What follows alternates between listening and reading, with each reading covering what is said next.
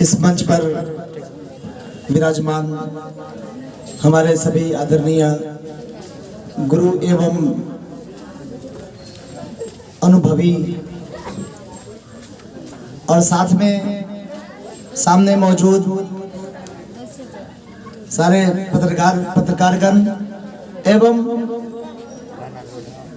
हमारे सामने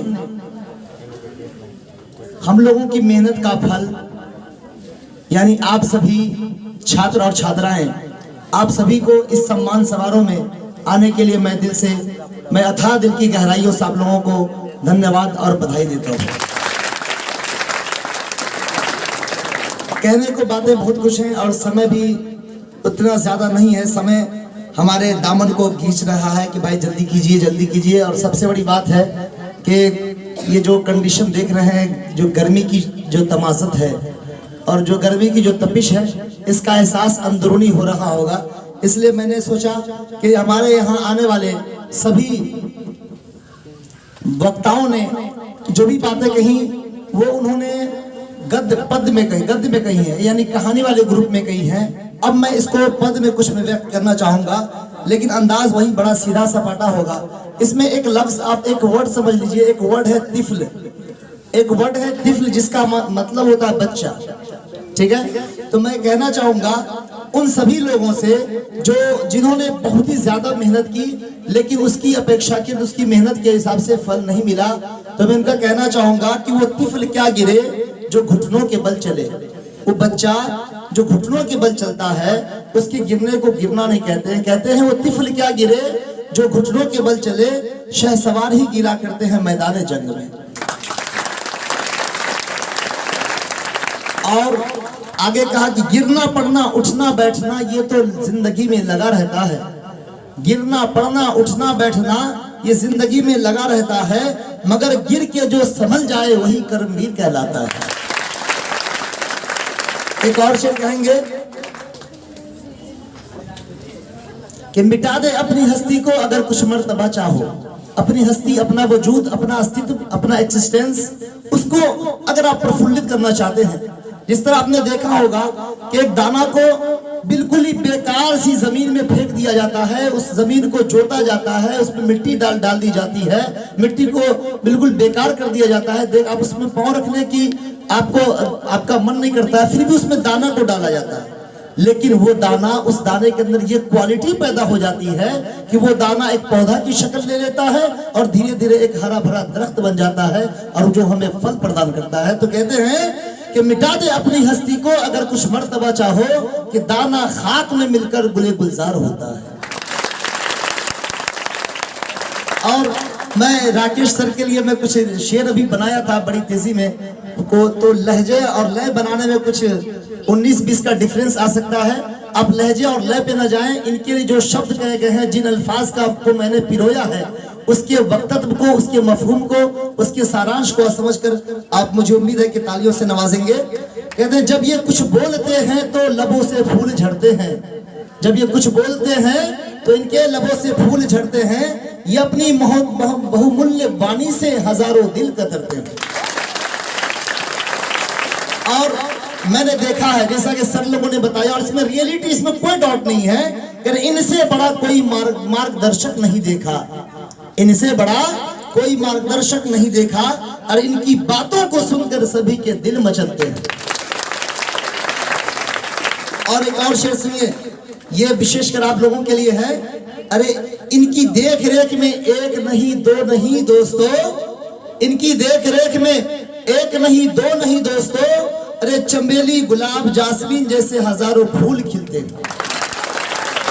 चमेली गुलाब जासमीन जैसे हजारों फूल खिलते हैं। और आगे कहते हैं कि कामयाबी के शिखर पर बस उन्हीं का नाम है प्यारे। कामयाबी के शिखर पर बस उन्हीं का नाम है प्यारे, जो इनकी बातों पे खुद को हमेशा तैयार रखते हैं। जो इनकी बातों पर खुद को हमेशा तैयार रखते हैं। और गुरु मार्गदर्शक गार्जियन स्वरूप है राकेश। यहाँ मैंने सिर्फ राकेश इसलिए यूज किया ताकि शेर का जो लय है ना वो न बिगड़े, वरना इनके लिए कितने सारे रिस्पेक्ट्स हैं मेरे हर्ट में, मैं वक्त नहीं कर सकता।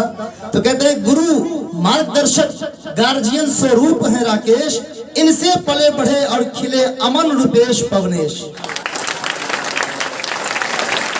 इनसे पले बढ़े और खिले अमन रूपेश और पवनेश। इसको मैं डिसेंडिंग ऑर्डर में ले गया हूं। और आगे कहते हैं कि खिलेंगे और नए ताजे और खुशबूदार फूल। अभी तो आपने 3 देखा और आपने 400 प्लस वालों में 22 लोगों की आपने के नाम को आपने देखा है। उसकी सूची बड़ी लंबी है और उम्मीद है कि नेक्स्ट ईयर में इससे भी ज्यादा ये सूची लंबी होनी चाहिए। तो इसलिए कहा मैंने कि खिलेंगे नए ताजे खुशबूदार फूल, फिर से खिलेंगे नए खुशबूदार और ताजे फूल फिर से।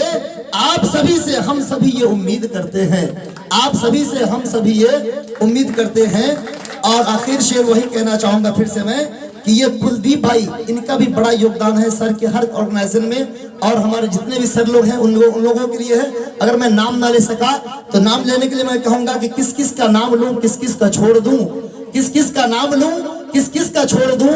जो जर्रा जिस जगह है वही आफताब है, जो जर्रा जिस जगह है वही आफताब है। आफताब का मतलब सूरज होता है जी, समझ में नहीं आया क्या?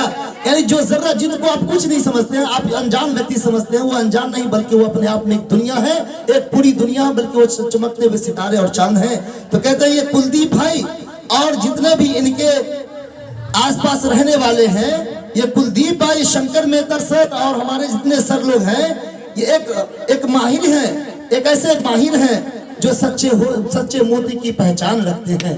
ये ऐसे माहिर हैं जो सच्चे मोती की पहचान रखते हैं। तो मेरे सभी प्यारे विद्यार्थियों, मैं कहना चाहूंगा कि आप लोगों के अंदर जो जौहर था, जो फन था, जो आपके अंदर जो क्वालिटी थी, उसको इन्होंने सींचा है, संवारा है, उसको प्रफुल्लित किया है और उसमें से एक आज उम्मीद की और कामयाबी की पहली मंजिल आप लोगों ने तय की है। मैं और अपने इस स्टेज की जानिब से मैं सब लोगों की तरफ से मैं ये कामना करता हूं कि आप सभी जिंदगी के हर मोड़ पर, चाहे आपके मन में जो भी अपनी अच्छी इच्छाएं हो, जो भी आपके मन की अभिलाषाएं हो, उनको आप किसी भी कीमत पर पूरी करने की कोशिश करेंगे। बस इन्हीं से बातों के साथ मैं अपनी बात को खत्म करता हूं। जय हिंद, जय श्री कृष्ण।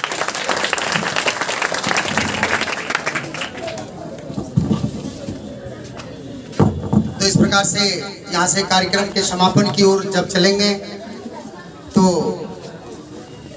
जब कोई भी व्यक्ति प्रथम बार अगर आते हैं तो मुझे सम्मान करना चाहिए कि नहीं, बताएंगे आप सब? करना चाहिए।